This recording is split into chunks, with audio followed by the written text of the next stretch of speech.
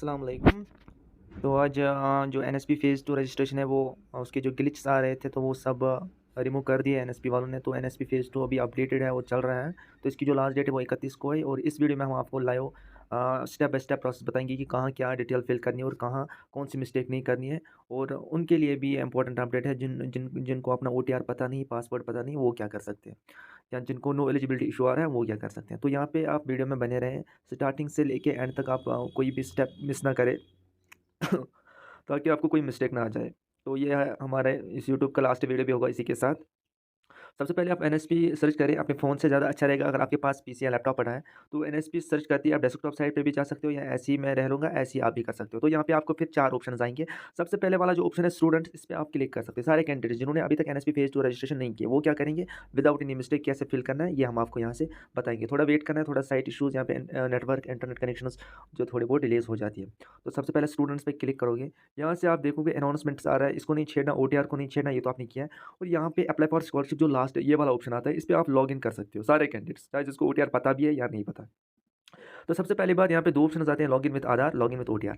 Login with Aadhaar वो बच्चे करेंगे, यहाँ पे आधार नंबर डालेंगे जिनको अपना ओटीआर पता नहीं है या जिनको अपना पासवर्ड पता नहीं। यहाँ पे आधार थ्रू आप लॉगिन करोगे, फिर साइड में जो यहाँ पे लिखा है गेट ओटीपी, इधर क्लिक करके आपके नंबर पे ओटीपी आएगा जिसके थ्रू आपने ओटीआर किया है। ओटीपी जनरेट करके आप यहाँ से कैप्चा भर सकते हो। कैप्चा की इनपुट करते ही आपको डिस्प्ले हो जाएगा अपना ओटीआर नंबर क्या है और आपका जो उसका पासवर्ड है वहाँ पे आप अपडेट भी कर सकते हो, नया पासवर्ड भी बना सकते हो या वही पासवर्ड भी रख सकते हो। उसके बाद फिर से आप इसी साइट पे आओगे और इसके बाद जाओगे लॉगिन विद ओटीआर। ओटीआर में अगर हम एक ओटीआर यहाँ लॉगिन करेंगे, जैसे लॉगिन सक्सेसफुली, पासवर्ड भी वही देना है या उनके लिए जिन्होंने फॉरगॉट पासवर्ड किया है या जिनको अपना ओटीआर पता है। फिर यहाँ पे एक कैंडिडेट है, अगर किसी कोई पहली बार यहाँ से विजिट कर रहा है वो पहले अप्लाई फ्रेश करेगा। अप्लाई फ्रेश में आपको कुछ यहाँ पे डिटेल्स पढ़ने हैं, इंस्ट्रक्शंस, फिर नीचे जाना है, यहाँ पे आई रेड का ऑप्शन आता है, ये दोनों क्लिक करने हैं, फिर आई एग्री करना है। फिर यहाँ पे 3 ऑप्शंस आते हैं, ये उनके लिए जो फ्रेश करेंगे अप्लाई। डोमिसाइल स्टेट में Jammu and Kashmir, scholarship category में पोस्ट मैट्रिक और एप्लीकेशन टाइप में आपको स्कॉलरशिप लिखनी है, फिर आपको अप्लाई करना है। अगर किसी ने ये वाला पोर्शन किया है, फिर माई एप्लीकेशंस में जाओ। यहाँ पे माई एप्लीकेशन में आपको एक स्कॉलरशिप यहाँ एक कैंडिडेट की हमने फिल की है, इसका हम आपको डिटेल बताएंगे क्या क्या फिल करना है। प्रोसीड पे आप क्लिक करोगे, उसके बाद यहाँ पे आपको 4 ऑप्शन आएंगे, यहाँ पे फिल एप्लीकेशन और विड्रॉ एप्लीकेशन का ऑप्शन आता है। अब जो कैंडिडेट जिन्होंने गलती से फॉर्म फिल किया या जिन्होंने एक्सपायरी डॉक्यूमेंट्स अपलोड किए, उनको विड्रॉ एप्लीकेशन करना है, जो यहाँ पे तीसरा ऑप्शन है। अब जिन्होंने जिन्होंने जो पहली बार आ रहे हैं उनको फिल एप्लीकेशन पे क्लिक करना है। फिल एप्लीकेशन पे क्लिक करो और यहाँ पे क्या क्या ऑप्शन आते हैं, ये आपने पहले ही भरा है। पर्सनल इन्फॉर्मेशन में अपना नाम, अपना gender, date of birth, father's name, mother's name, ये आपको फिल करना है। उसके बाद एंटर डिटेल्स में जब आप जाओगे, कम्युनिटी में अपना अपना ये लिखो, अगर किसी के पास ओबीसी है, ईडब्ल्यू, जिसके पास भी ईडब्ल्यूएस कैटेगरी है वो ओबीसी एंटर करे, जो ओपन मेरिट वाले हैं वो जनरल करे, बाकी एससी एसटी वो करे, आरबीए वाले ओबीसी में क्लिक करे। तो ये वाला पहला ऑप्शन। रिलीजन में हिंदू मुस्लिम क्या है वो यहाँ पे आप क्लिक करो। एनुअल फैमिली इनकम आप वही लिखो जो आपकी इनकम सर्टिफिकेट पर है। अलबत्ता जिसकी जीरो इनकम है वो 100 और 1000 भी लिख सकते हैं, इससे कोई इशू नहीं होगा। डियंजन मीन्स एनी फिजिकल इशू, आपके मतलब आपके रिलेटेड कोई इशू है, इसमें आपको नो करना क्योंकि आप फिजिकली फिट हो। पेरेंट्स प्रोफेशन, यहाँ पे बहुत सारे ऑप्शन आते हैं, इनमें से अगर नहीं हो तो अदर्स लिख लो। Marital status unmarried, parents not eligible, इसमें ऑप्शंस बहुत आते हैं तो आपको नॉट एप्लीकेबल लिखने हैं। अगर किसी का पेरेंट नहीं है तो वहाँ पे लिख सकते हैं। State Jammu and Kashmir, district आपका कौन सा है, यहाँ पे बहुत सारे डिस्ट्रिक्ट आते हैं, अपना चूज़ करो। लोकेलिटी रूरल है, अर्बन है, वो भी आप चूज़ करो। सब डिस्ट्रिक्ट कौन सा है वो भी आप अपना चूज़ कर सकते हो जो आपका होगा। अपने विलेज का नाम, अपने हाउस स्ट्रीट का नाम, यहाँ से वो फिल करना पिन कोड। फिर ये डिटेल्स आपने जो फिल किया उसके बाद नीचे आता है सेव एज ड्राफ्ट और सेवन नेक्स्ट। आपको दोनों में से सेवन नेक्स्ट पे जाना है। सेवन नेक्स्ट के बाद आपके पास दूसरा पेज खुल जाएगा, ये होता है आपकी एकेडमिक डिटेल्स। सबसे पहले यहाँ पे जाएंगे, यूडाइस कोड अपना नोडल अफसर से पता करो आपकी कॉलेज का यूडाइस कोड क्या है, वो यहाँ पे क्लिक करो। यूडाइस कोड पता नहीं तो यहाँ से आप गेट इंस्टीट्यूट, अपने इंस्टीट्यूट का नाम पता करो, इंस्टीट्यूट का नाम क्या है, यहाँ से पहले 2-3 डिजिट्स लिखो, फिर आपके बहुत सारे इंस्टीट्यूट्स वहाँ पे आएंगे, फिर वहाँ पे अपना इंस्टीट्यूट ढूंढ के यहाँ पे जब तक अपना इंस्टीट्यूट नहीं डालोगे तब तक आप आगे नहीं जा सकते हो। प्रेजेंट क्लास में अपना कोर्स लिखना है। कोर्स अगर अवेलेबल नहीं है, नोडल अफसर के पास जाओ, उसको बोलो एनएसपी फेज 2 का काम करो कि आपने अभी तक एनएसपी रजिस्टर में हमारा कोर्स या कॉलेज ऐड नहीं किया है, काइंडली डू दैट। उसके बाद ही आपको ऑप्शन आएगा, क्योंकि 31 को लास्ट डेट है, डेट एक्सटेंड होने के बिल्कुल भी चांसेस नहीं है। प्रेजेंट क्लास में 1 आप लिख सकते हो। क्लास स्टार्टिंग डेट आप कुछ भी यहाँ लिख सकते हो। आप यहाँ पे जो आप जब भी आपको ज्वाइनिंग रिपोर्ट मिली है वो वाला डेट भी आप यहाँ लिख सकते हो, कोई इशू नहीं होगा। एडमिशन रजिस्ट्रेशन नंबर में आप रोल नंबर भी अपना लिख सकते हो जो करंटली मिला, अगर नहीं मिला तो यहाँ पे आप 1 भी लिख सकते हो, कोई इशू नहीं होगा। और यहाँ पे 2025 लिखना है, एनरोलमेंट ईयर, अपना रोल नंबर फिर भी सेम लिखना है जो आपने एनरोलमेंट में लिखा है। सेक्शन में लिखना है not applicable, mode of study means regular, full time, यहाँ पे 2-3 ऑप्शंस आते हैं, आपको ये वाला क्लिक करना है। हॉस्टल अगर हो तो येस करो, नहीं हो तो नो करो। फिर academic details, previous academic details, ये 12th बोर्ड का आपको डिटेल्स बनने, जो यहाँ पे बड़ा ऑप्शन बड़ा वो ऑप्शन आता था हमारे पास जे.एंड.के बोर्ड नहीं आता है। यहाँ पे आपको क्या करना है, सबसे पहले बच्चे लिखते हैं जे.के बोस डायरेक्ट। यहाँ पे प्रीवियस बोर्ड में आपको लिखना है जे, फिर शॉर्टकट में ए, फिर के, फिर आपको ये वाला बोर्ड का ऑप्शन मिलेगा। जे.के बोस पे को कुछ नहीं चलेगा। प्रीवियस ईयर क्या है, प्रीवियस क्लास क्या है, मतलब एचएससी में यहाँ पे बहुत सारे ऑप्शंस आएँगे। यहाँ पे आप ये 12th इक्विवेलेंट ये वाला ऑप्शन चूज़ करोगे 12th में। बहुत सारे बच्चों ने बहुत गलतियाँ की है, वो लास्ट पे आपका वेरीफाई नहीं होगा क्योंकि बहुत सारों को मैसेज भी आ गई है कि आपका जो फॉर्म है वो रिजेक्ट कर दिया गया है। प्रीवियस क्लास की परसेंटेज क्या है वो आपको यहाँ पे, फिर नीचे 10th क्लास की details, 10th roll number, 10th board same वही जे.एंड.के बोर्ड लिखना है, जे.के बोस नहीं लिखना है। ये रहा पासिंग क्या था, उस टाइम क्या मार्क्स थे। तो कॉम्पिटिटिव एग्जाम डिटेल्स में आपको यहाँ पे बहुत सारे ऑप्शंस आएंगे। यहाँ पे एक वाला ऑप्शन जो आता है पीएम यूएसपी एसएससी जे के लिए आपको ऐड करना है। एग्जाम कंडक्टेड बाय यहाँ पे जम्मू एंड कश्मीर आपको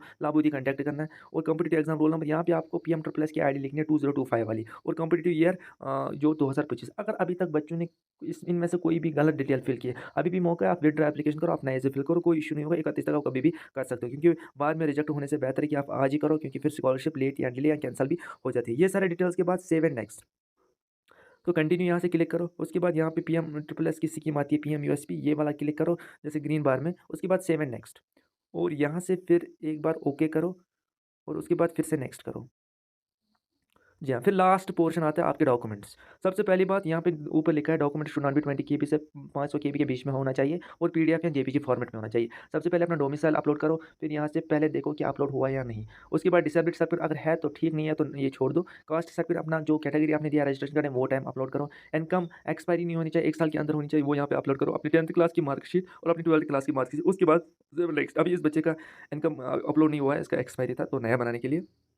तो यहाँ पे जब सेव नेक्स्ट करते हो तो आपको आपका जो एनएसपी फेज़ 2 है वो उसी के साथ कंप्लीट होता है और आपको एक रजिस्ट्रेशन नंबर मिल जाता है, रजिस्ट्रेशन आईडी मिल जाती है। बहुत सारे को बच्चों को मिला है, टेक्स्ट भी उसकी आ जाती है, एसएमएस भी आ जाती है और वो वाला वैलिड है, वही एनएसपी आईडी होती है जिसके थ्रू आपकी स्कॉलरशिप आती है। तो ये स्टेप बाय स्टेप प्रोसेस है। तो जिन बच्चों ने अभी तक कोई गलती की है फॉर्म फिल करने में, कोई भी डिटेल घर पे वो विड्रा कर सकते हो, अभी भी टाइम है, कोई इशू नहीं होगा। भाई कोई भी इन्फॉर्मेशन इसके रिलेटेड चाहिए तो ये जो अप्लाई अंडरटेकिंग एप्लीकेंट अंडरटेकिंग, ये कुछ नहीं करना है। यहाँ पे जब आप जाते हो एप्लीकेंट अंडरटेकिंग, तो वहाँ पे बस एक पोर्शन में क्लिक करना पड़ता है, वहाँ पे कोई अपलोड वपलोड कुछ नहीं करना है। ये बस सेकंड ईयर कैंडिडेट्स के लिए। बाकी ये इंपॉर्टेंट था step by step process video. तो फिर अपना स्टेटस देखो। और मेन बात जो यहाँ पे आपको हार्ड कॉपी मिलती है, wait I will try to show you.